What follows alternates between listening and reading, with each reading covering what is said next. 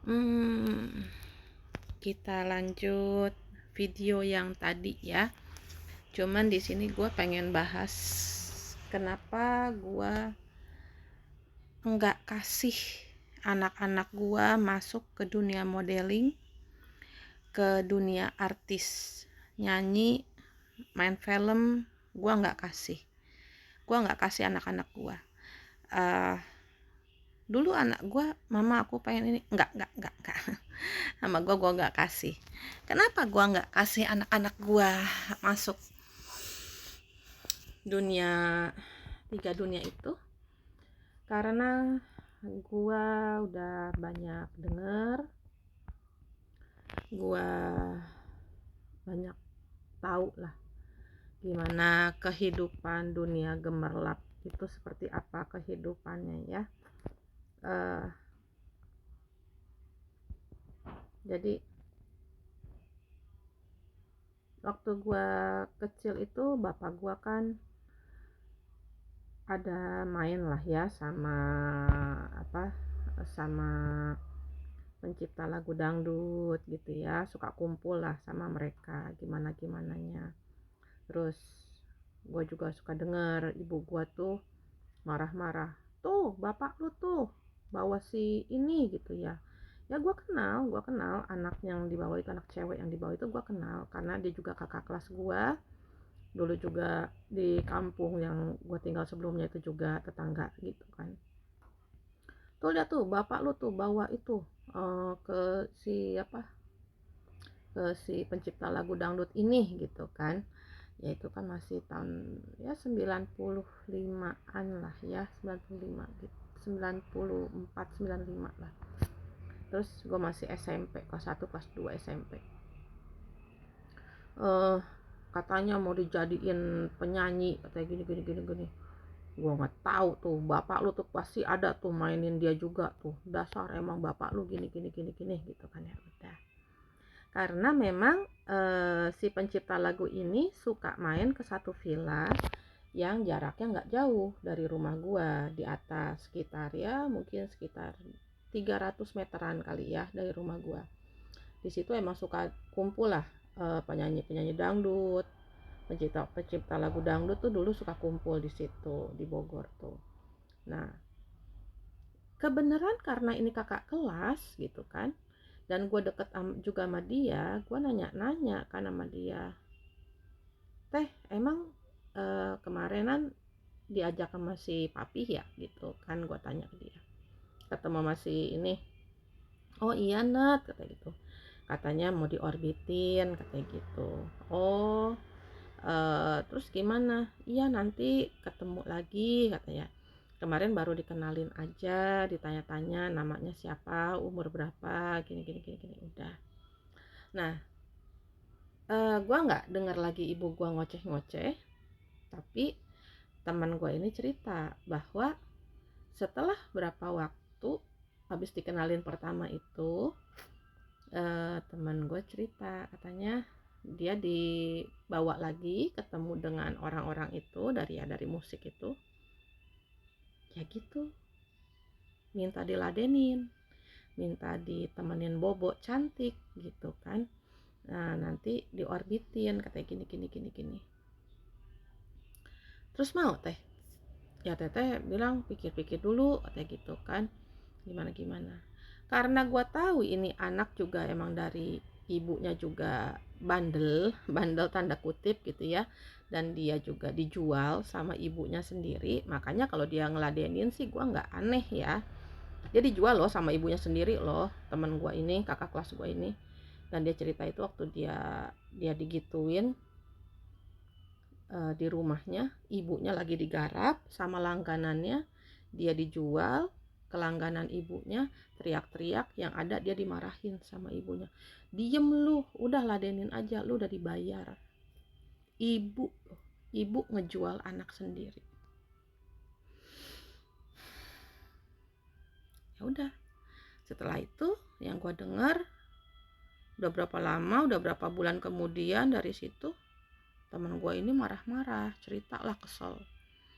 katanya gue mau diorbitin gini gini gini gini, gue udah ladenin, udah gini, udah gue servis segala macem.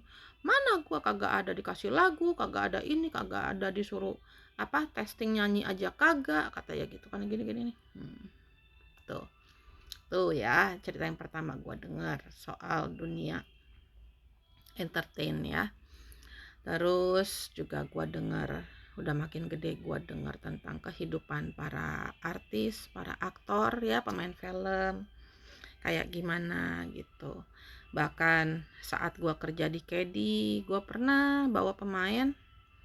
Si bapak ini bilang ke gue, "Nat, lo tahu nggak artis, nah ya masa keturunan bule lah ya, gue kan udah pernah tidur sama dia Nat," katanya gitu. Ah masa pak?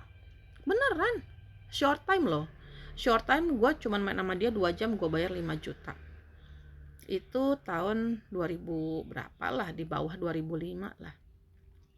Dan lu tahu nggak, gue tuh main sama dia padahal dia baru sebulan kawin loh sama lakinya yang bule itu. Cuman nggak enak Nat, dia nggak, kurang pinter mainnya, cuman mahal doang, menang di nama, menang merek doang katanya gitu kan ya. Tapi dia nggak pinter mainnya, lebih pinter temennya, bodinya lebih oke, servisnya lebih oke. Nggak apa-apa deh, gue nggak nyesel bayar mahal juga kalau ke temennya, katanya si bapak gitu. Udah, ini kan di lapangan satu, ngobrol. Nah gue banyak tahu nih dari bapak ini tentang kehidupan dunia artis tuh gimana segala macam. Terus si bapak tuh bilang sama gue, "Lo tahu nggak si ini artis yang udah umur, ibunya artis ini?" "Tahu pak."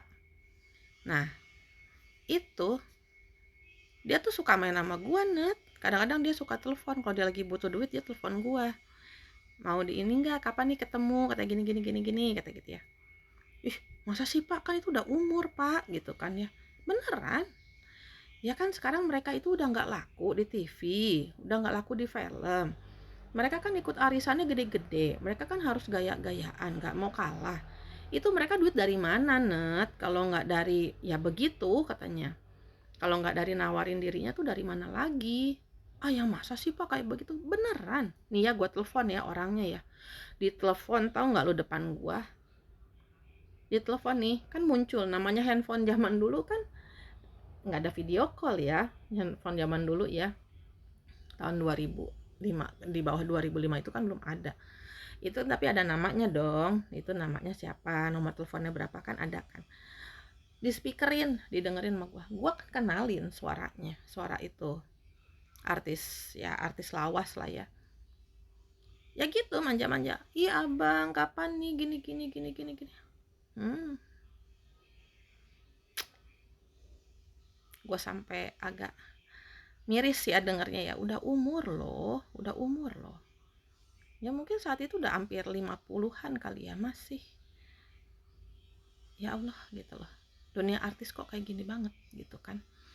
Makanya itu juga yang bikin gue jadi gitu loh. Terus gue juga ya itulah kenapa gue seneng kerja jadi kedi dulu 6 tahun gue bisa betah kerja jadi kedi, karena gue ketemu banyak orang, gue banyak ketemu pengusaha ya, ketemu menteri, ketemu jenderal gitu kan, ketemu dengan ya yang karyawannya yang bawahan-bawahannya, ketemu dengan ya yang kayak ya kayak gini-gini lah gitu kan, artis-artis segala macam. Jadi banyak tahu gitu loh cerita-cerita, dengerin mereka cerita itu gue seneng kan, dengerin cerita orang, dengerin curhat orang tuh gue seneng. Jadi gue ngambil pengalamannya mereka, gue dengerin pengalaman mereka tuh gimana-gimana.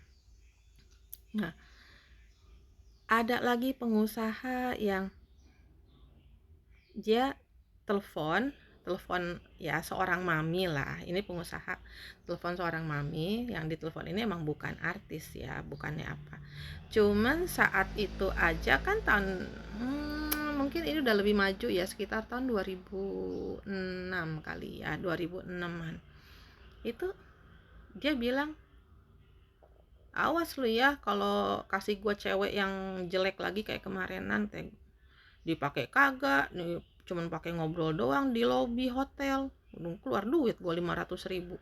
500.000 loh karena dia nggak tertarik dengan itu cewek. Enggak,